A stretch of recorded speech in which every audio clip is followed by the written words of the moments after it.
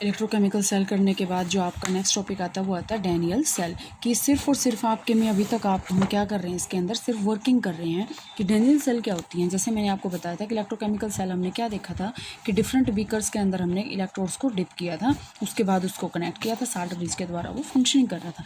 लेकिन Daniel cell के अंदर आपके पास मेन पॉइंट ऑफ डिफरेंस क्या है कि एक सिंगल बीकर के अंदर हम इसको परफॉर्म करेंगे। तो ध्यान से देखिए, हम इसकी वर्किंग करते हैं। Daniell cell is made in the same vessel, vessel is divided into two parts. एक ही वेसल के अंदर है, उसी को दो पोर्शन के अंदर डिवाइड कर दिया। Salt bridge is absent, salt bridge का यहाँ पे कोई भी फंक्शन नहीं है।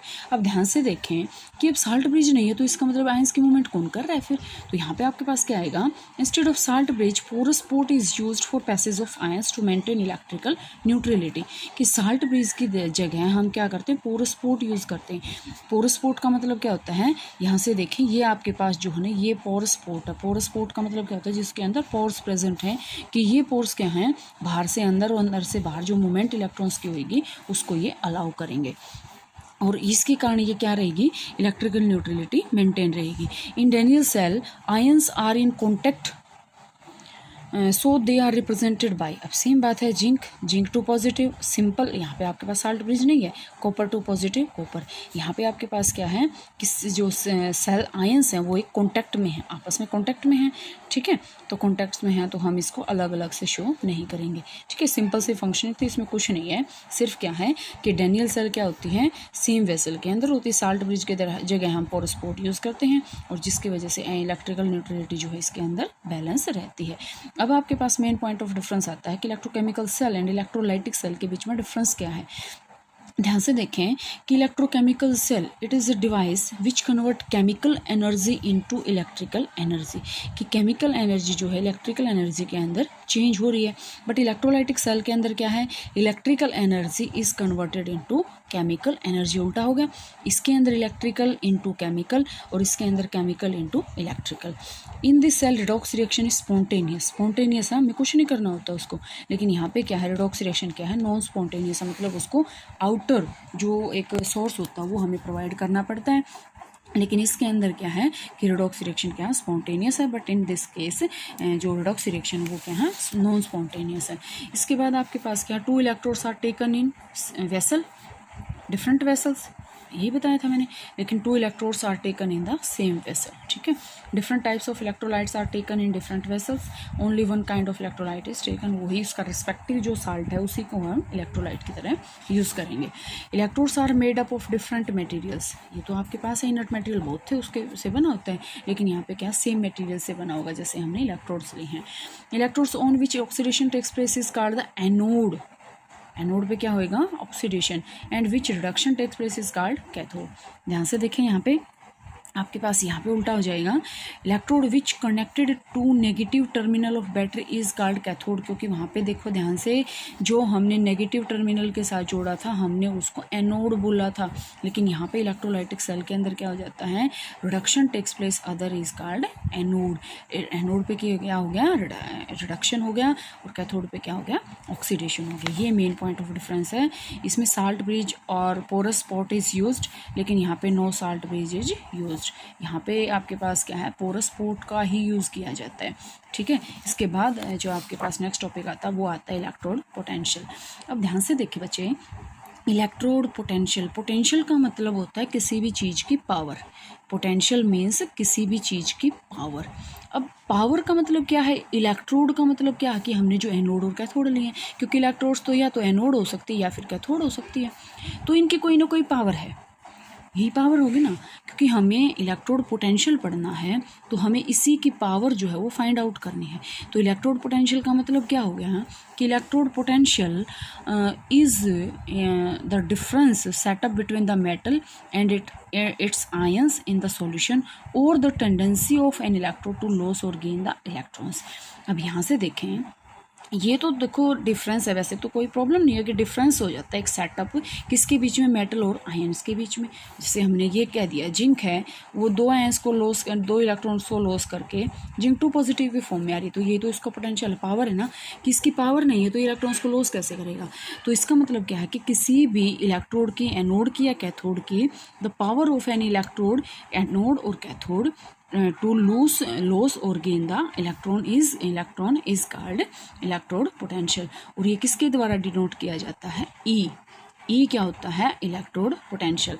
जैसे देखें आपके पास ये आ जाए E naught, copper two positive copper, ये आपके पास -0.34 वोल्ट गिवन है, तो इसका मतलब ये क्या है? इसका इलेक्ट्रोड पोटेंशियल।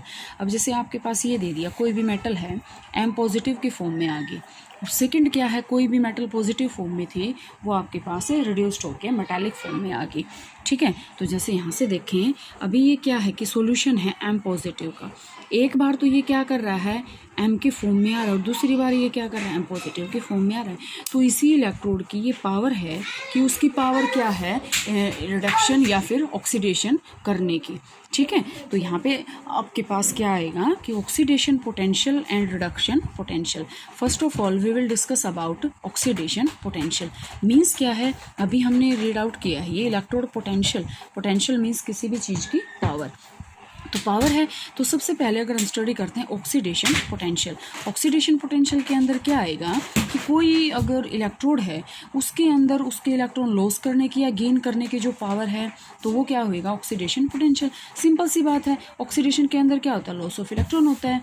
तो यहाँ पे आपके पास क्या आएगा? It is the tendency of an electrode to loss electron when it is in contact with solution of its own ions. Means क्या है? उसी मेटल के आयंस के साथ जब हम इसको कनेक्ट कर देते हैं तो वो क्या करेगा? इलेक्ट्रॉन्स का लॉस कर देगा, तो वो उसका क्या हो गया? Oxidation potential. और इसके अपोजिट में फिर रिडक्शन पोटेंशियल क्या होएगा? सिंपल सी बात है, रिडक्शन पोटेंशियल क्या होएगा कि it is the tendency of electrode to gain electron when it is in contact with solution of its own ion. Same बात है, यहाँ पे आपके पास क्या आएगा कि ऑक्सीडेशन पोटेंशियल में क्या है? To tendency to loss electron, but in case of reduction potential tendency to gain electron is called reduction potential and oxidation potential. Clear है? इसके बाद देखिए बच्चे आपके जो है बहुत इंपॉर्टेंट टॉपिक स्टार्ट होने जा रहा है। यहाँ से आपके पास अगला टॉपिक जो आता है वो आता है standard electrode potential. Standard electrode potential का मतलब क्या होता है? जैसे हमने बहुत बार जो है देखो आप +2 क्लास में तो इतना लेवल तो आपको सभी का है कि स्टैंडर्ड का मतलब क्या होता है? एक तो नॉर्मल कंडीशन होती हैं और कुछ एक जो आपके पास स्टैंडर्ड कंडीशंस होती हैं कि हम जो आपके पास गिवन मटेरियल है कुछ भी है उसको हम स्टैंडर्ड कंडीशंस में अंडर ऑब्जर्वेशन रख रहे हैं, तो इसका मतलब आपके क्या है? वो स्टैंडर्ड कंडीशन में है। तो देखो it is the electrode potential in standard conditions, that is concentration भी 1 मोलर है, टेम्परेचर आपके पास क्या है? 298 केल्विन है, और 1 एटमॉस्फेयर उसका क्या है? टेम्परेचर। ध्यान से देखिए बच्चे, सभी को पता है कि स्टैंडर्ड कंडीशंस क्या होती हैं कि उसकी कंसंट्रेशन 1 मोलर है, टेम्परेचर 298 केल्विन है, और 1 एटमॉस्फेयर उसका प्रेशर है। It is represented by E note. It depends. अब ये जो स्टैंडर्ड और जो है नॉर्मल इलेक्ट्रोड पोटेंशियल है वो आपके पास क्या है कि अगर नॉर्मल आपके पास इलेक्ट्रोड पोटेंशियल आ जाए तो हम उसको डिनोट करेंगे ई से, और स्टैंडर्ड आ जाए ना तो स्टैंडर्ड को हम करेंगे ई नोट से, तो हम उसको करेंगे ई नोट से। अब आपके पास आता है कि इट डिपेंड्स अपॉन, कि ये जो स्टैंडर्ड इलेक्ट्रोड पोटेंशियल है ये कौन से फैक्टर्स के ऊपर डिपेंड करता है? तो सबसे पहले तो आपके पास आता है nature of metal and its ions, कि मेटल कैसी है, कौन सी मेटल हमने ली है, कि उसकी ऑक्सीडेशन रिडक्शन करने की पावर है भी या नहीं है। सेकेंड आपके पास आता है टेम्परेचर। हमने तो देखो ध्यान से, हमने अभी टेम्परेचर को कितना लिया है? 298 केल्विन। अगर टेम्परेचर को हमने लो कर दिया तो भी आपके पास क्लियर नहीं आएगा, ज़्यादा कर दिया तो भी स्टेबल नहीं रहेगा। इसके बाद आपके पास क्या है? Concentration of ions in the solution, कि जो आपके पास कंसंट्रेशन है ना आयंस की वो क्या है? 1 मोलर है, मीन्स 1 मोल उसकी जो है कंसंट्रेशन होनी चाहिए। 1 मोलर कंसंट्रेशन है, अगर वो बढ़ गई तो भी आपके पास क्या है? इलेक्ट्रॉन्स मूवमेंट ज़्यादा हो जाएगी, इलेक्ट्रॉन्स का गेन और लॉस उसके ऊपर इफेक्ट पड़ेगा, ठीक है। लेकिन यहाँ पे आपके पास 3 ही फैक्टर हैं कि nature of metal, temperature and concentration of ions in the solution. ध्यान से देखें, आपके पास देखें oxidation potential is equal to minus reduction potential. इसका मतलब क्या है कि ऑक्सीडेशन पोटेंशियल क्या है? रिडक्शन पोटेंशियल के अपोजिट है।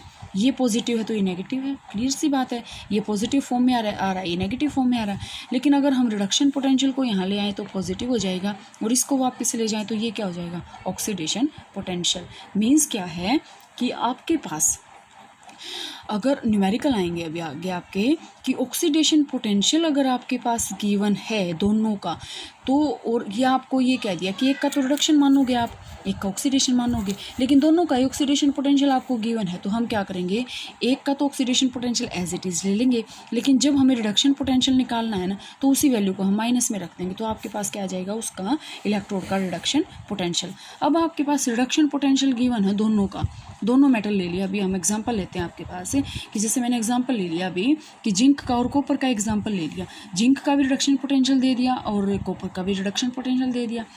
लेकिन जब हम न्यूमेरिकल करेंगे तो एक का हमें ऑक्सीडेशन पोटेंशियल चाहिए, दूसरी का हमें रिडक्शन पोटेंशियल चाहिए। तो अगर दोनों वैल्यू रिडक्शन पोटेंशियल के गिवन है तो एक वैल्यू को हम माइनस में रख देंगे, तो वो उसका अपोजिट आ जाएगा। ठीक है, तो यहाँ से ये आपके पास है, यहाँ तक जो है आज हम ये क्लियर करेंगे। इसके बाद जो है इसके न्यूमेरिकल्स या फिर इसकी मेजरमेंट ऑफ इलेक्ट्रोड पोटेंशियल करेंगे।